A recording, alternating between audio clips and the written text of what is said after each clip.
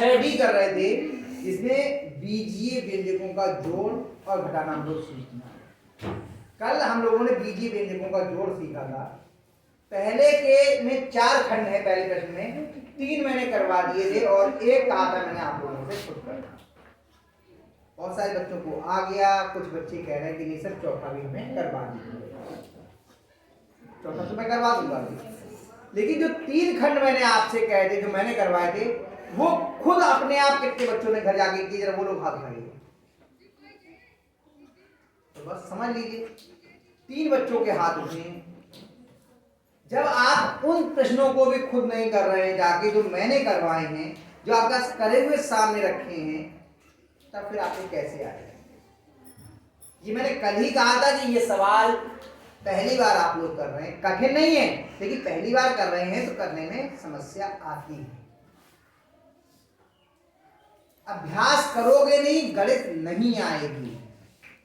गणित तब समझ में आएगी, एक बार मैंने आपको बता दिया, उस सवाल को उसी को आप बार बार कीजिए, तो आपको उसकी प्रक्रिया याद हो जाएगी, आपके मन में अपने आप आत्मसात कर जाएगी कि ये इस प्रक्रिया से सवाल होगा।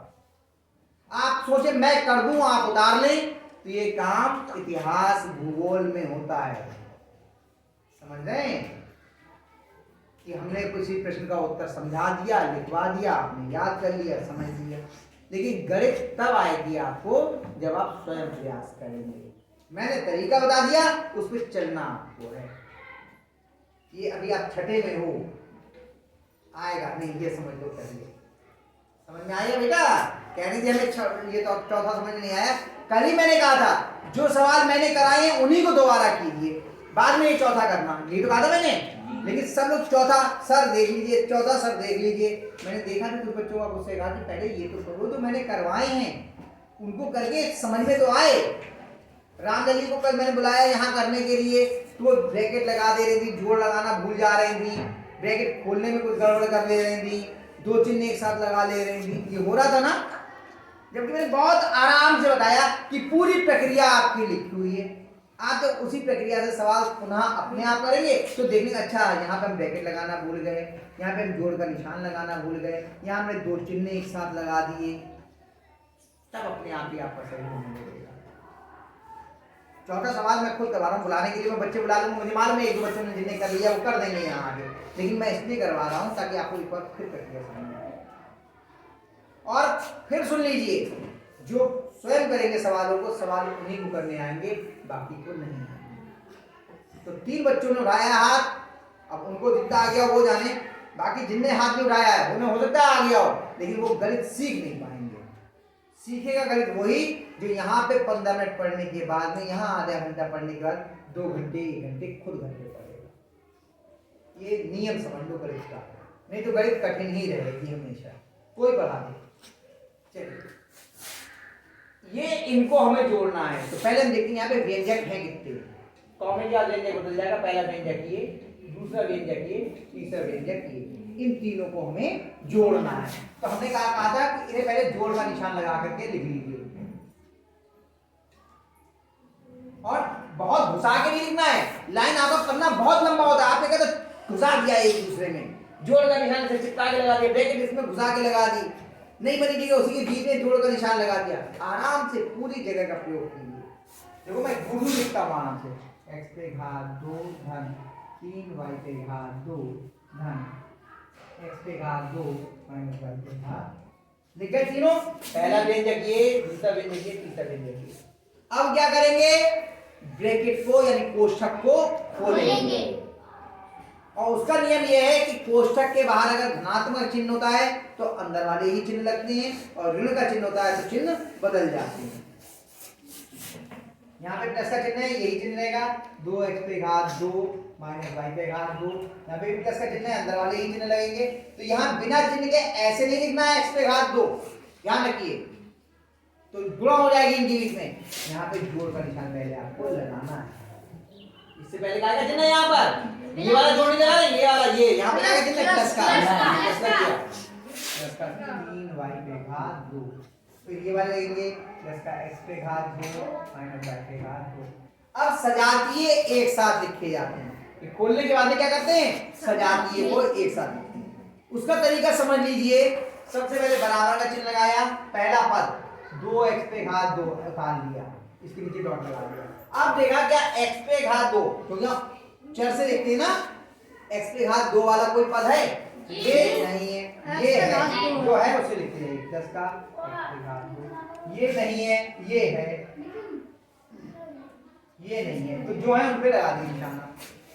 अब इसके बाद अगला पद जिसमें डॉट नहीं लगा, ये है, देखो, है ना?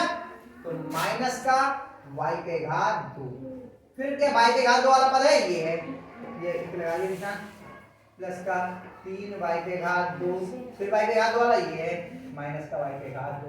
अब देखिए क्या बिना डॉट लगा कोई पद रह तो नहीं गया? नहीं रहा, सब डॉट लगाने से हमें ये मालूम चल जाता कि ये वाले सारे पद यहाँ आ गए या नहीं।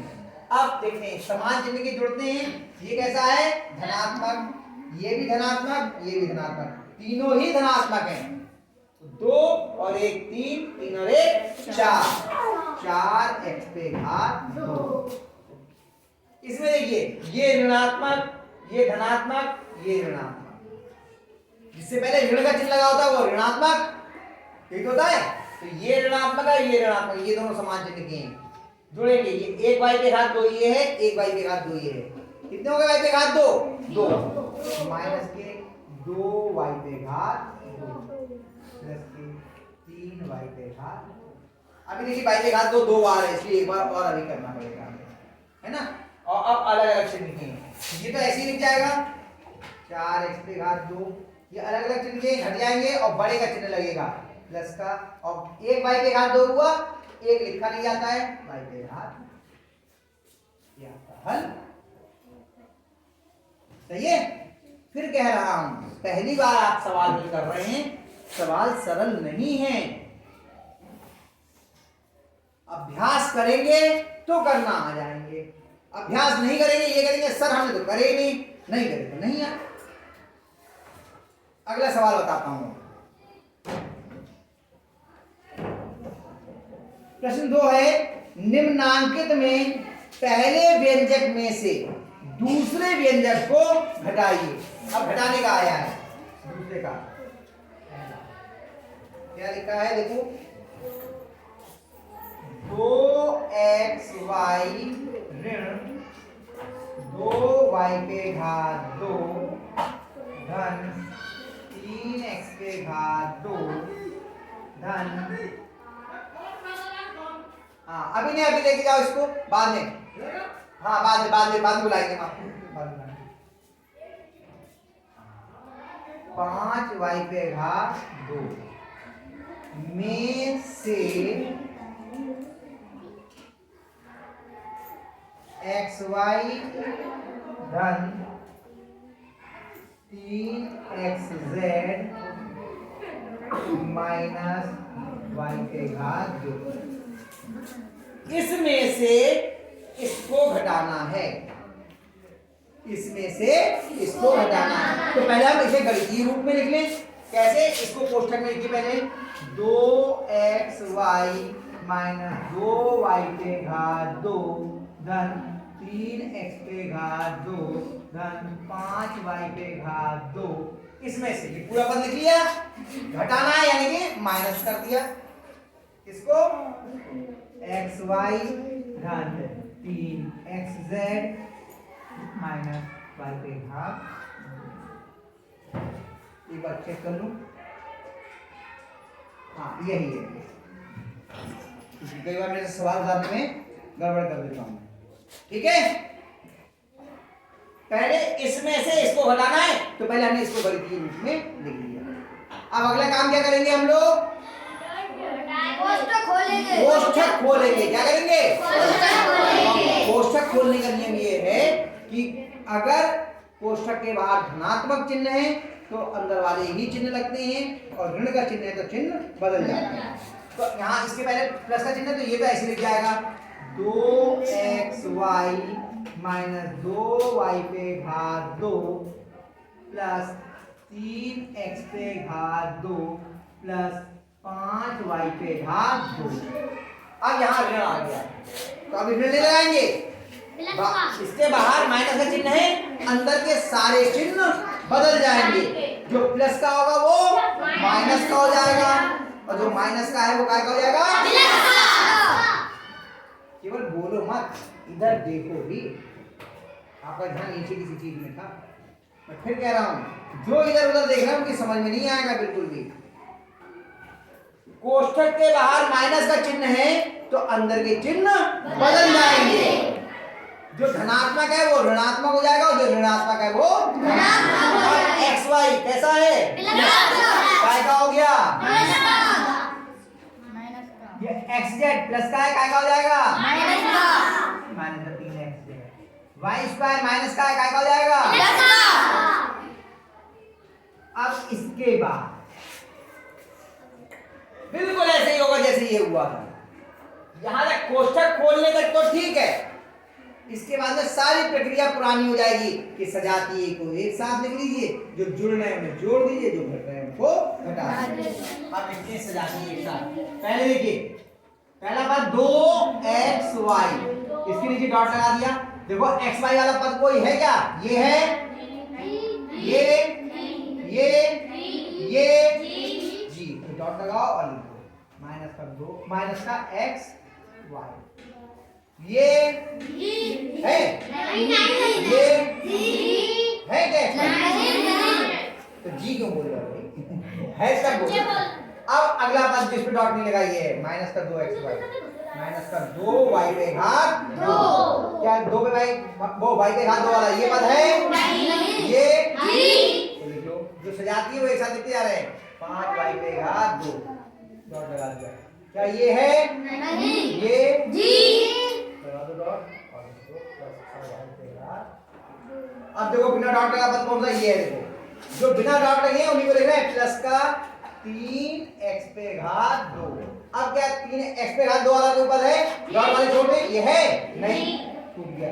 अब देखिए और पद रह बिना डॉट वाला, ये रह गया माइनस का 3x। अब हल करेंगे, सजातीय एक साथ लिखिए, समान चिन्ह के होंगे तो जुड़ जाएंगे, अलग अलग चिन्ह के होंगे तो हट जाएंगे। देखो ये दोनों सजातीय हैं, समान चिन्ह के या अलग अलग, 2xy में से एक xy है, कितना बच गया xy।